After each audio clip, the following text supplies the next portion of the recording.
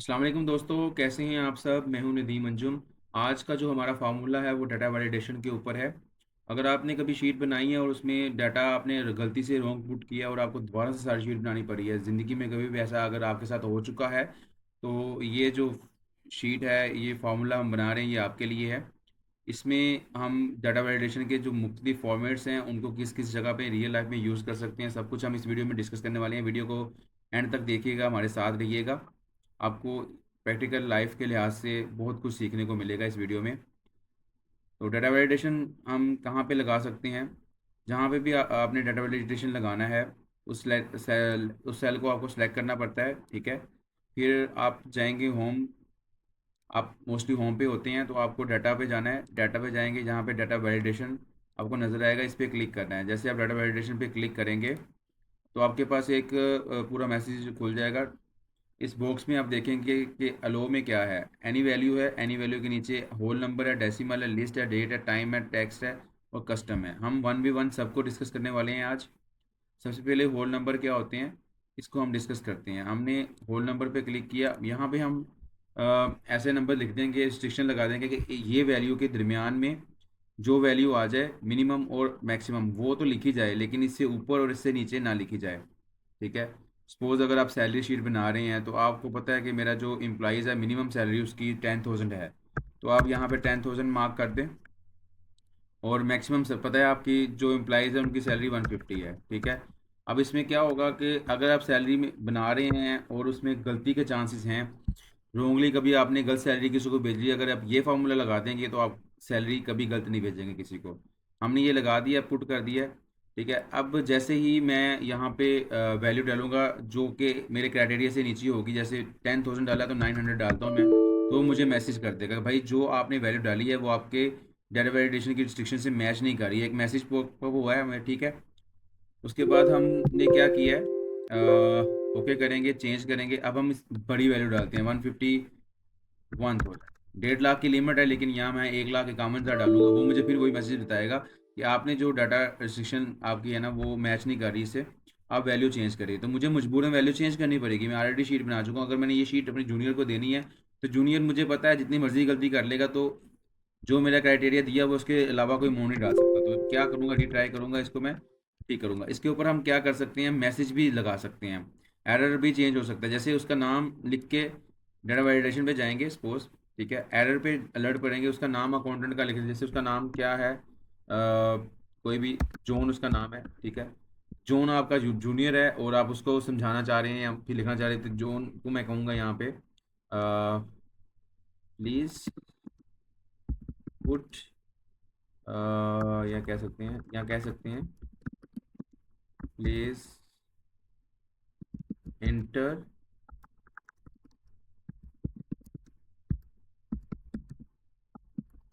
Between 10K to 150K, ठीक है। अब ये मैसेज हमने उससे लिख दिया है, ठीक है।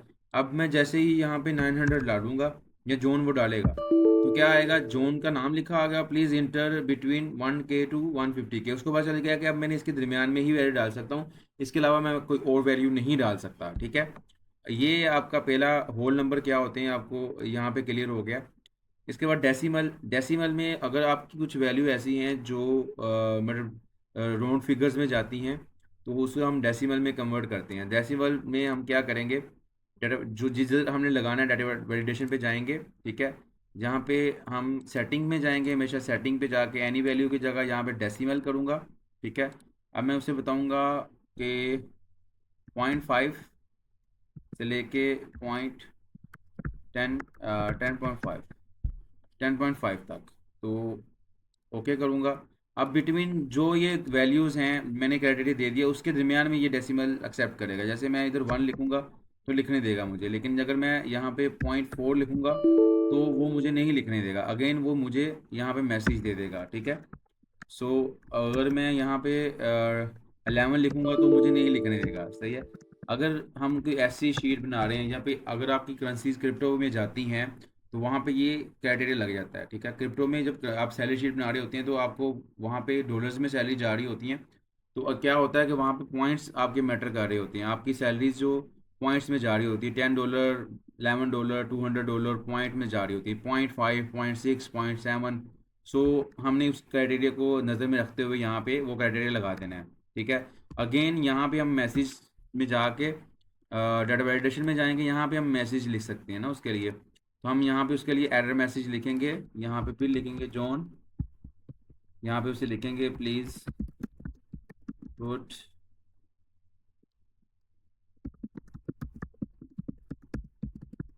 बिटवीन 0.5 टू 10.5, ठीक है। अब जैसे ही वो यहाँ पे वैल्यू डालेगा 0.4, उसे मैसेज आएगा नहीं भाई 0.5 से 0.10 के दरमियान में आप वैल्यू डालो, इसके अलावा आपकी वैल्यू एक्सेप्टेबल नहीं है। तो वो उसे पता चल गया, एकदम से आपको बताना भी नहीं पड़ रहा, और आप साथ साथ अपने जूनियर को गाइड भी करते चले जा रहे हो। लिस्ट, ठीक है। अब लिस्ट सबसे कमाल की चीज़ है, जितने भी अकाउंटेंट हैं, प्रोफेशनल्स हैं, वो लिस्ट को यूज़ करते हैं, ठीक है। List is something which is very important.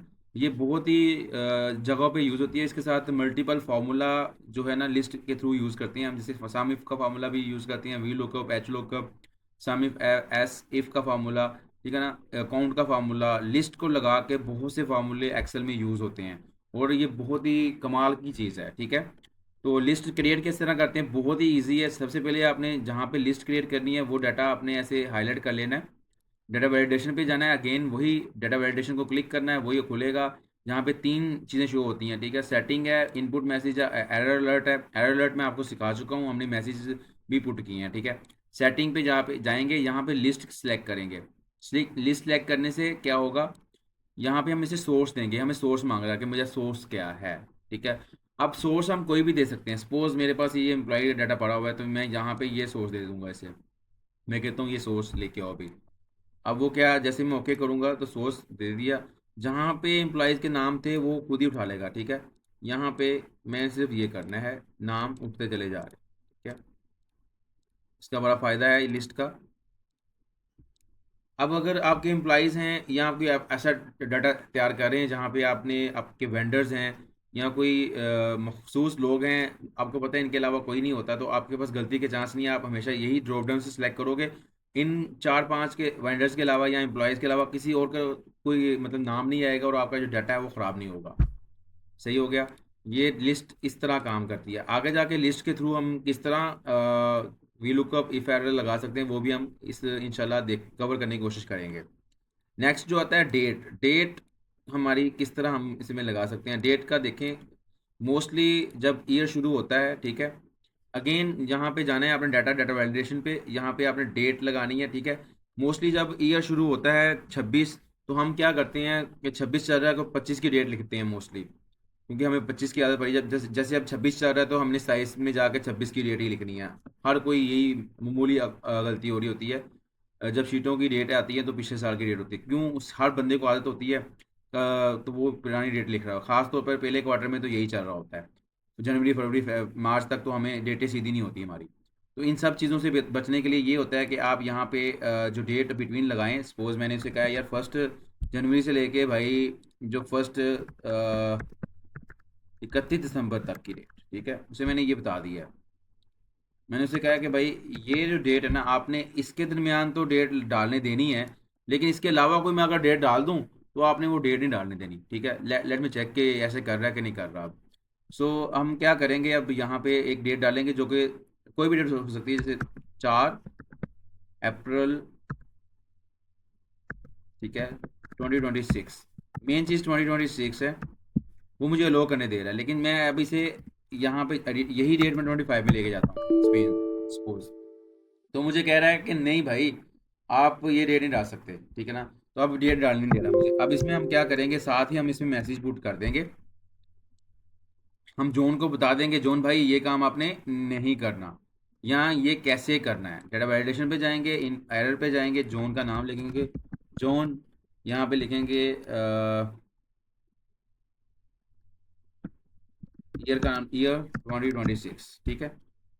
अब मैंने जोन को, अब मैसेज हम टाइप करेंगे, जैसे ये वाला डेट हम यहाँ पे मैसेज करते हैं, 25 लिखते हैं, तो वो मुझे कहेगा जोन ईयर 2026, कि 2026 जोन को एक रिमाइंडर दे रहा है कि भाई 2026 आपने टाइप करना है यहाँ पे, आपने 25 टाइप नहीं करना। जोन फ़ौरन अलर्ट होगा, सॉरी, जोन सही कर लेगा उसको, ठीक है। तो ये फ़ायदा है इनपुट मैसेज का भी, साथ साथ हमारा इनपुट मैसेज भी क्लियर हो रहा है और साथ में ये भी हो रहा है, ठीक है। टाइम, अब हमारा इसमें एक और जो होता है ना, क्या कहते हैं, डाटा वैलिडेशन में, वो इनपुट मैसेज का होता है। तो इनपुट मैसेज भी हम यहाँ पे लिखेंगे, और टाइम में, और आगे आगे इनपुट मैसेज हम किस तरह उसे यूज़ कर सकते हैं। यहाँ पे जो सेकंड मिड वाला बॉक्स है इनपुट मैसेज का है, तो यहाँ पे हम लिखेंगे टाइम, इसका टाइटल होगा टाइम। तो हम लिखेंगे please put it in 9 9 to 18, ठीक है।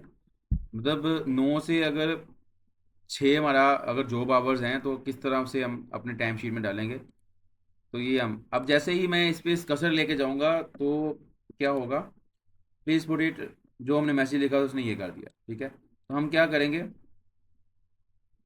हम यहाँ पे टाइम अगर मार्क करेंगे डाटा वैलिडेशन में, हम पहले टाइम को लगाएंगे, डाटा वैलिडेशन में जाएंगे, ठीक है। इनपुट मैसेज, यहाँ पे टाइम लगेगा, यहाँ पे हम लगाएंगे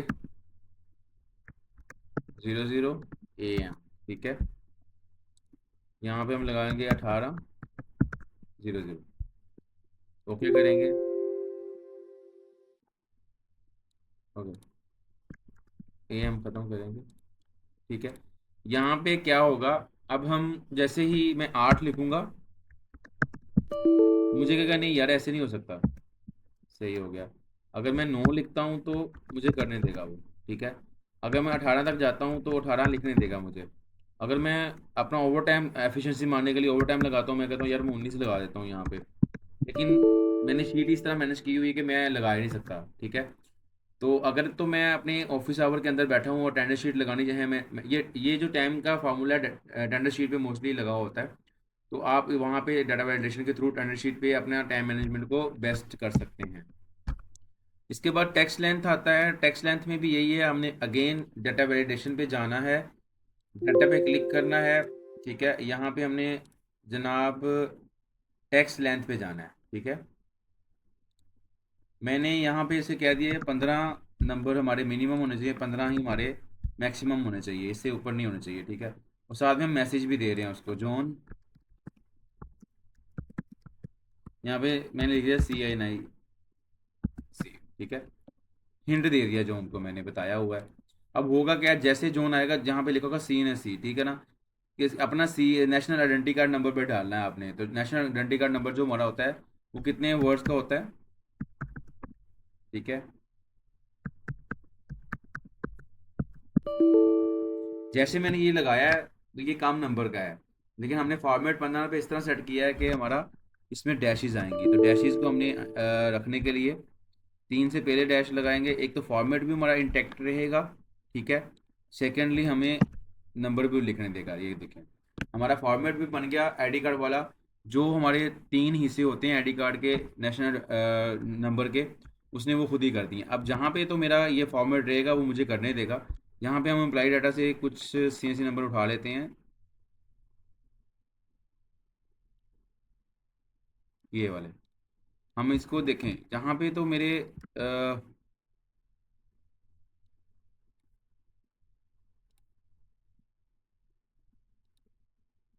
जहाँ तो मेरे मुझे ये सेम फॉर्मेट देगा कि मुझे इजाज़त देगा कॉपी करने की, लेकिन जैसे मैंने फॉर्मेट को ख़राब किया तो मुझे कहेगा नहीं भाई ऐसे नहीं हो सकता, फॉर्मेट आपका रॉन्ग है। तो हम क्या होगा, हम अपना फॉर्मेट को प्रोटेक्ट कर सकते हैं यहाँ पे, ठीक है। ये भी हो गया। इसके बाद हमारा कस्टम का फार्मूला आता है। तो यहाँ पे हमने मतलब बता दिया उसको, मैसेज भी हमारा कवर हो गया है, ठीक है, और हमारा एरर भी कवर हो गया। अब हमारा आखिरी जो है कस्टम रह गया, कस्टम को किस तरह कवर करना है। कस्टम में क्या करना है हमने, कस्टम में हमने कोई भी मैसेज टाइप करना होता है, जैसे डाटा वैलिडेशन पे जाएंगे, डाटा वैलिडेशन में जाके सेटिंग, यहाँ पे मैंने डाला हुआ है नंबर के भाई, यहाँ पे इतना होल नंबर जो ना वो डालेंगे, ठीक है। 2 4 6 7 तो डालने देगा मुझे, लेकिन 1 2 3 4 नहीं डालने देगा। सपोज मैंने जन जन जन सा मेरे जहन में आ नहीं रहा, तो मैंने ये लगा दिया फिलहाल। 1 लगाऊंगा तो मुझे कहेगा नहीं, 2 लगाऊंगा तो मुझे लगाने देगा, 2 लगाऊंगा तो लगाने देगा, 2 लगाऊंगा तो लगाने देगा, 3 लगाऊंगा तो नहीं लगाने देगा, 5 लगाऊंगा तो लगाने देगा, ठीक है।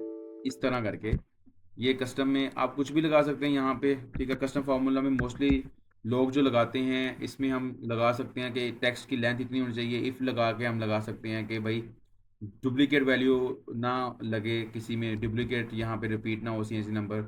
इस तरह के क्राइटेरिया लगा सकते हैं कस्टम में। कुछ भी कस्टम बहुत ही कमाल की चीज़ है, अगर आपके फॉर्मूले अच्छे हैं तो कस्टम आप उसको बहुत ही अच्छा यूज़ कर सकते हैं। ठीक है, अब ये है, अब हम जो थोड़ा सा अपने प्रैक्टिकल लाइफ की तरफ चले जाते हैं। डेटा वैलिडेशन खत्म हो गया है यहाँ पे, अगर आपको समझ आ गई तो आप वीडियो को बंद कर सकते हैं, लेकिन अगर आप समझना चाहते हैं कि प्रैक्टिकल लाइफ में हम डेटा वैलिडेशन को किस तरह यूज़ कर सकते हैं तो आप हमारे साथ रह सकते हैं फिलहाल। ठीक है, तो अभी हम जाते हैं।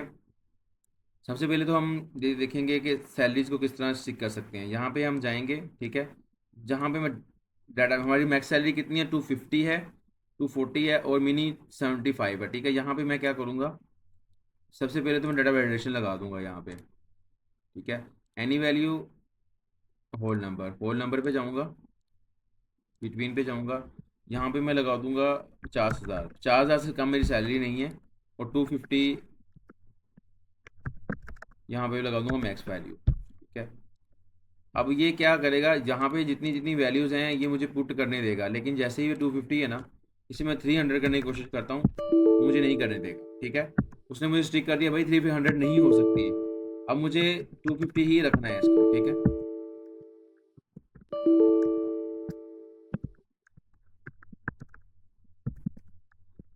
तो ये यहाँ पे 50,000 है, अगर गलती से मैं 25,000 भी डालता हूँ तो 25,000 नहीं डालने देगा मुझे, क्योंकि कहेगा भाई कुछ गड़बड़ है। ठीक है, तो यहाँ 50 करना पड़ेगा।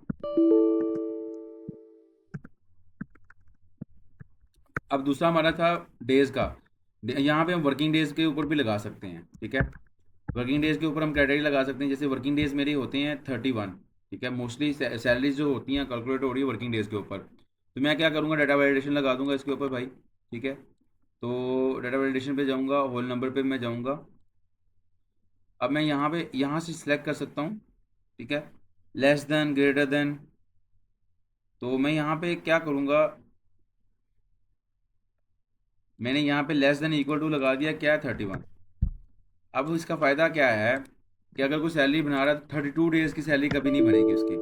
ठीक है, मुझे पता है यहाँ मैक्सिमम 31 डेज़ की सैलरी ही बनेगी, और ये मंथ वाइज मैं चेंज भी कर सकता हूँ। जनवरी में 31 कर सकता हूँ, ठीक है, फेब में 28 कर सकता हूँ, मार्च में 31 कर सकता हूँ। मंथ के हिसाब से मैं इनको एडजस्ट भी कर सकता हूँ। ठीक है, हमारा यहाँ पे दो हमारे कवर हो गए हैं रियल लाइफ सिनेरियोज।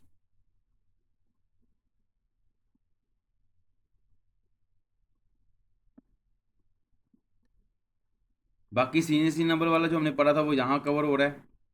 यहाँ पे हम अपने फॉर्मेट को एडजस्ट कर सकते हैं। ठीक है, सीएनसी नंबर का फॉर्मूला लगा सकते हैं, यहाँ पे डाटा वैलिडेशन पे जाएंगे। ठीक है, यहाँ पे टैक्स लेंथ पे जाएंगे, मिनिमम और मैक्सिमम 15 कर देंगे। ठीक है, 15।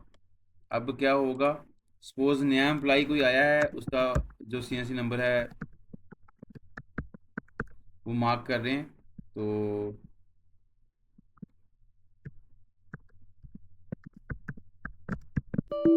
मुझे करने नहीं देगा मैं देखूंगा को तो मुझे लगेगा यार फॉर्मेट गलत है, अच्छा मैं खुद सेट कर दूंगा। ठीक है, तो ये इससे क्या होता है, डाटा एंट्री की जो एक्यूरेसी है आपकी आ जाती है डाटा वैलिडेशन के थ्रू। तो अगर आपको वीडियो पसंद आई है तो कमेंट सेक्शन में हमें ज़रूर बताइएगा।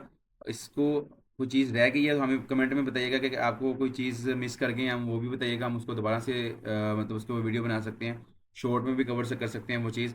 अगर आपको वीडियो पसंद आई है तो चैनल को लाइक करें, सब्सक्राइब करें, अपने दोस्तों के साथ शेयर करें, और मज़ीद अच्छी अच्छी वीडियो देखने के लिए कमेंट सेक्शन में बताएं कि आपको नेक्स्ट किस टॉपिक पे वीडियो चाहिए। हम उस टॉपिक पे इंशाल्लाह उसे लिस्ट डाउन करेंगे और बनाएंगे उसके ऊपर वीडियो आपके लिए। अपना ख्याल रखिएगा, इंशाल्लाह नेक्स्ट वीडियो में मिलते हैं। अल्लाह हाफिज़।